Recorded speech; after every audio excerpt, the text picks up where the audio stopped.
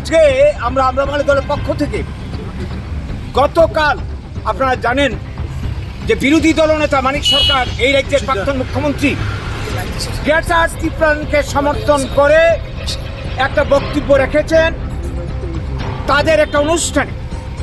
এই যে বিষয়টা, যেই গ্রেটার ত্রিপুরাকে কেন্দ্র করে এই রাজ্যে আগামী দিনে জাতি উপজাতির শান্তি সম্প্রীতি বিঘ্নিত হতে চলছে এবং আমরা যারা বাঙালি অংশের মানুষ যারা রয়েছে নন ট্রাইব, তাদের ভবিষ্যৎ চিরতরে শেষ হতে চলছে, ধ্বংস হতে চলছে।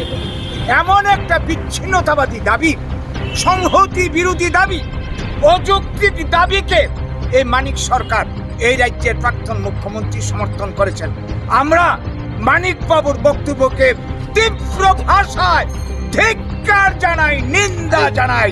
আমরা এই দাবিকে কন্ডেম করছি, তার এই সমর্থনকে কন্ডেম করছি। এই মানিক বাবু, এই সিপিএম দল যখন ক্ষমতায় ছিল ৭৮ সালে ত্রিপুরাতে এডিসি তৈরি করে, তাদের আমলে উগ্রপন্থী জন্ম হয়, ৮০ জনের গণহত্যা হয় এবং এই এডিসি হয়, যার কারণে আজকে ত্রিপুরাতে হাজার হাজার লাখ লাখ বাঙালি খুন হয়েছিল। এই ৮০ জনের গণহত্যায় লক্ষ লক্ষ বাঙালি উগ্রপন্থী তাণ্ডবে ৮০ জুন থেকে ২০০০ সাল পর্যন্ত এডিসি এলাকা ছেড়ে এসে পথের ভিখারি হয়েছে। তার জন্য দায়ী এই সিপিএম পার্টি, তাদের উপজাতি উগ্রপন্থী দূষণ নীতি, গদি দখলের রাজনীতি, এই রাজনীতি তারা এখনো করে চলেছে। আপনারা জানেন এই গ্রেটার ত্রিপুরাল্যান্ড আজকে যারা দাবি করছে ত্রিপুরা মথা, এই গ্রেটার ত্রিপুরাল্যান্ড যদি ত্রিপুরাতে হয়, আমরা আশঙ্কা করছি গোটা রাজ্য নিয়ে গ্রেটার ত্রিপুরাল্যান্ড হতে পারে, অথবা ত্রিপুরা ভাগ করে গ্রেটার ত্রিপুরাল্যান্ড করবে। পেছনে উদ্দেশ্যটা কি? উপজাতি কল্যাণের জন্য ত্রিপুরাতে জমি ফেরত আইন হয়েছে, ষষ্ঠ তফসিল এডিসি হয়েছে, কি বলবো টিএনবি চুক্তি হয়েছে। আর তাদের কি চাই? এই রাজ্যের এই যে বাঙালি আমরা যারা আছি ৭০% মানুষ, আমাদের অধিকার দিনের পর দিন যেতে যেতে আমরা আমাদের পায়ের তলা মাটি নেই। আমরা বাঁচবো কোথায়? আমরা দাঁড়াবো কোথায়? যাবো কোথায়?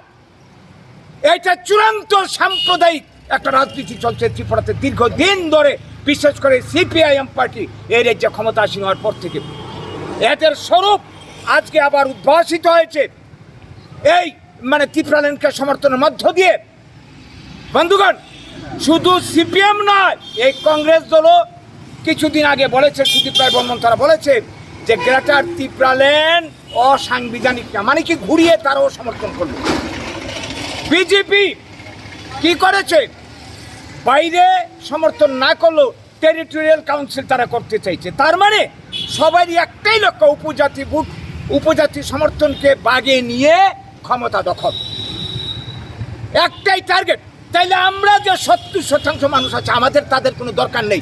আমরা আর কেন করবো সিপিএম? এতদিন করেছি, কেন করবো কংগ্রেস, কেন করবো বিজেপি? এই করতে করতে আজকে একটার পর একটা আইন যা কিছু ত্রিপুরাতে হচ্ছে আমাদের অস্তিত্বকে ধ্বংস করে দিচ্ছে। এবার আমাদের বুঝতে হবে, আমাদের বাঁচতে হবে। তাই আমরা এই সারা রাজ্যের মানুষকে গণতন্ত্র প্রিয়, যদি শান্তি প্রতিষ্ঠা করতে হয়, একটা জাতিকে ধ্বংস করে আরেকটা জাতির কল্যাণ হতে পারে না। আজকে ত্রিপুরার অশান্তির জন্য, জাতি উপজাতির মধ্যে বিদ্বেষের জন্য দায়ী সিপিএম, কংগ্রেস, বর্তমানে বিজেপি সহ সবকটা দল। তাদের ছত্রছায়া থেকে আমাদের বেরিয়ে আসতে হবে।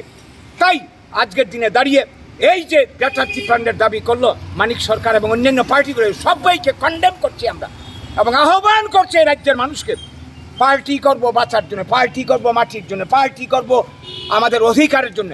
আজকে সিপিএম, কংগ্রেস, বিজেপি করতে করতে আমাদের অস্তিত্ব অধিকার সব জায়গায় চলছে।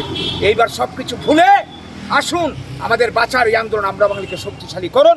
সামনে ২০২৩ আসছে, এই ২০২৩-এর নির্বাচনকে কেন্দ্র করে আমরা সবাই মিলে আবার ঐক্যবদ্ধভাবে আমরা সবাই মিলে একটা আন্দোলন তৈরি করি। এই সমস্ত রাজনৈতিক দলের ছত্রছায়া থেকে বেরিয়ে এসে আমাদের অস্তিত্বের আন্দোলনকে শক্তিশালী করার জন্য আপনাদের সবাই সহযোগিতা করব। আজকে আমরা এখানে কুশপুত্তল পোড়াবো এই মানিক সরকার, যাদের কারণে ত্রিপুরাতে দাঙ্গা, ত্রিপুরাতে সর্বনাশ হয়েছে, আবারও তারা করতে চাইছে শুধু ভোট পাওয়ার জন্য, ক্ষমতার জন্যে। বন্ধুগণ, এই কোটি কথা আজকে যারা আমাদের সর্বনাশ